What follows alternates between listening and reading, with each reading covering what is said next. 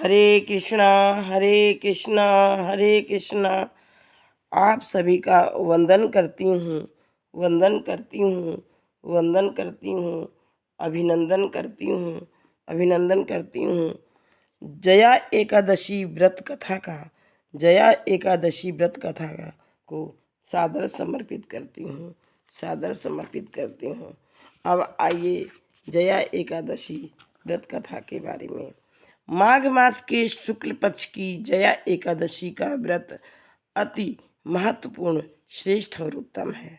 अब जया एकादशी यह संदेश देती है, यह संदेश देती है जिस घर में किसी व्यक्ति की, जिस घर में किसी व्यक्ति की अकाल मृत्यु हुई हो, अकाल मृत्यु हुई हो, उस घर के लोग, उस घर के लोग जया एकादशी का व्रत करके, संकल्प करके जया एकादशी व्रत का पुण्य, जया एकादशी व्रत का पुण्य उस मृत व्यक्ति को, उस मृत व्यक्ति को समर्पित करते हैं तो वह मृत व्यक्ति पापों से मुक्त हो जाता है, पापों से मुक्त हो जाता है।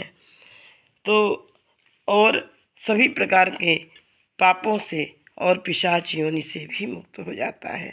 तो आइए सुनते हैं जया एकादशी की व्रत कथा। तो बहुत ही दिव्य है जया एकादशी की व्रत कथा। धर्मराज युधिष्ठिर भगवान श्री कृष्ण के से पूछते हैं, हे कृपा निधान, हे माधव, आपने माघ मास के कृष्ण पक्ष की षटतिला एकादशी का अत्यंत सुंदर वर्णन किया है।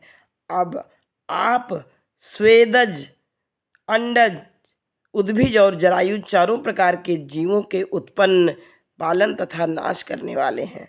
अब आप कृपा करके माघ मास के शुक्ल पक्ष की जया एकादशी, कौन सी एकादशी आती है, इसका क्या नाम है, इसके व्रत की क्या विधि है और इसमें कौन से देवता का पूजन किया जाता है, वह सब हमें भली भांति बताइए। श्री कृष्ण कहते हैं कि हे राजन, इस एकादशी का नाम जया एकादशी है। इसका व्रत करने से मनुष्य ब्रह्म हत्या इत्यादि पापों से छूटकर मोक्ष को प्राप्त होता है तथा इसके प्रभाव से भूत पिशाच आदि योनियों से भी मुक्त हो जाता है। इस व्रत को विधि पूर्वक करना चाहिए। अब मैं तुमसे पद्म पुराण में वर्णित इसकी महिमा की एक कथा सुनाता हूँ। एक बार देवराज इंद्र स्वर्ग में राज करते थे और अन्य सब देवतागण सुखपूर्वक स्वर्ग में रहते थे। एक समय इंद्र ने अपनी इच्छानुसार नंदन वन में सभी देवताओं को आमंत्रित किया और उस नंदन वन में अप्सराओं के साथ गंधर्व गान कर रहे थे। उन गंधर्वों में प्रसिद्ध एक कन्या पुष्पवती और माल्यवान था। पुष्पवती गंधर्व कन्या माल्यवान को देखकर उस पर मोहित हो गई और माल्यवान पर काम बाण चलाने लगी, अर्थात वह पुष्पवती माल्यवान को देखकर आकर्षित हुई और उसकी तरफ आकृष्ट ही होती चली गई। उसने अपने रूप, लावण्य और हाव भाव से माल्यवान को वश में कर लिया। हे राजन, वह पुष्पवती अत्यंत सुंदर थी, अप्सरा थी। अब वे इंद्र को प्रसन्न करने के लिए गान करने लगे, परंतु उन दोनों में प्यार, प्रेम, आपस में परस्पर मोहित हो जाने के कारण चित्त उनका भ्रमित होने लगा। इनके ठीक प्रकार से न गाने तथा स्वर ताल ठीक नहीं होने से इंद्र इनके प्रेम को समझ गया और उन्होंने इसमें अपना अपमान समझकर उन दोनों पुष्पवती और माल्यवान को श्राप दे दिया। इंद्र ने श्राप देते हुए कहा, हे मूर्खों, तुमने मेरी आज्ञा का उल्लंघन किया है, इसलिए तुम्हें धिक्कार है। अब तुम दोनों स्त्री पुरुष के रूप में मृत्युलोक में जाकर पिशाची योनि रूप धारण करो और अपने कर्मों का फल भोगो। इंद्र का ऐसा शाप सुनकर वे अत्यंत दुखी हुए और हिमालय पर्वत पर दुखपूर्वक अपना जीवन व्यतीत करने लगे। उन्हें गंध, रस तथा स्पर्श आदि का कुछ भी ज्ञान नहीं था। वहाँ उनको महान दुख मिल रहे थे। उन्हें एक क्षण के लिए भी निद्रा नहीं आती थी।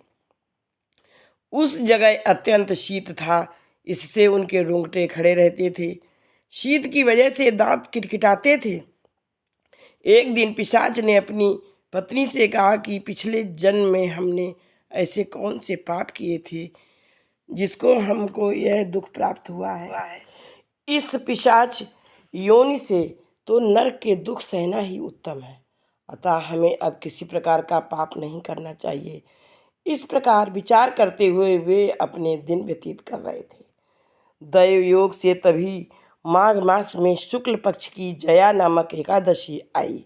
उस दिन उन्होंने कुछ भी भोजन नहीं किया और न कोई पाप कर्म ही किया, केवल फल फूल खाकर ही दिन व्यतीत किया और सायंकाल के समय महान दुख से पीपल के वृक्ष के नीचे बैठ गए।